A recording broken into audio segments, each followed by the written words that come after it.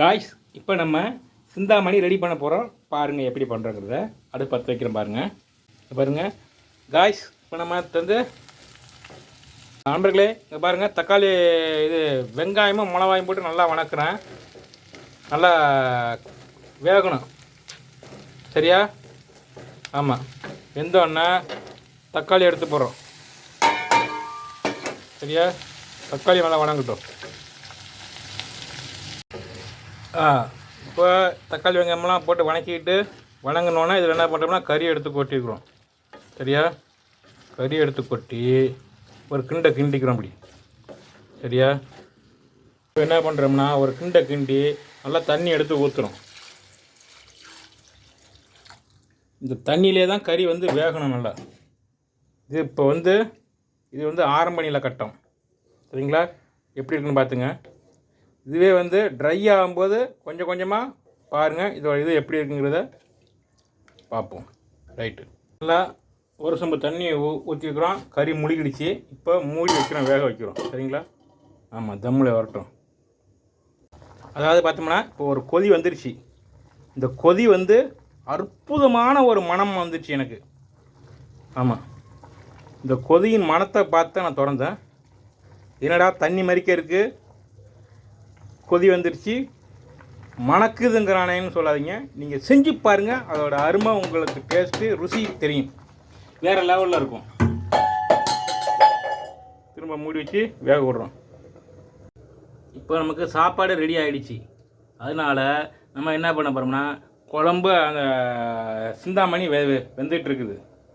பல்லு வளர்க்க போகிறோம். பேஸ்ட்டு ப்ரெஸ்ஸு ரெடி, பல்லு வளர்க்க போகிறோம்.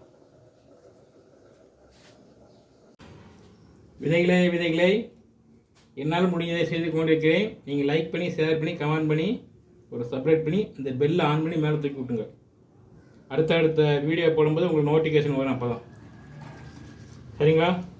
மறக்காமல் வீடியோ வந்து பாருங்கள்.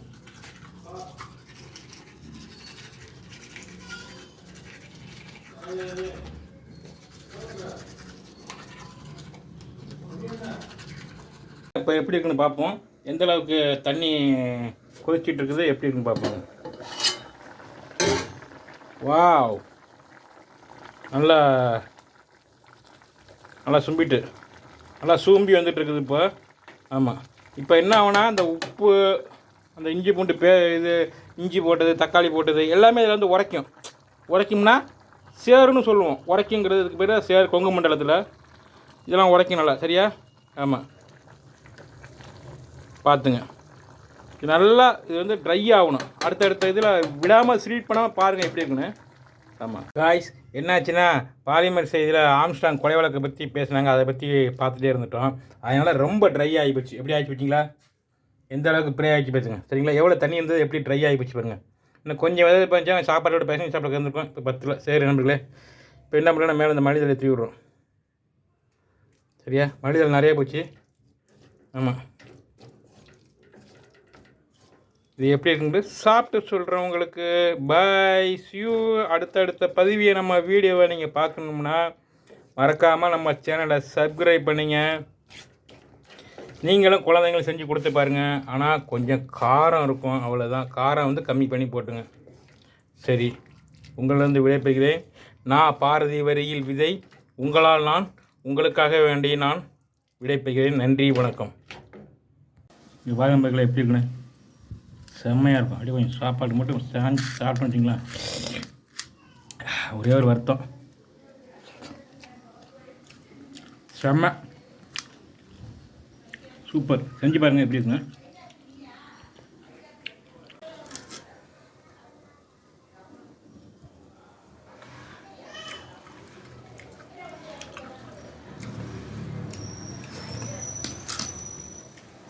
வேறு லெவலு. உரப்பு தான் பத்தல, காரம் பத்தல. சரி, பரவாயில்ல. செஞ்சு பாருங்கள் எப்படி இருக்குங்க, சரிங்களா? எதுவுமே ரசிச்சுப்பார், சரியா? நான் பாரு தெரியுதே. இந்த பதிவு நாளைக்கு தான் ஒளிபரப்பப்படும்.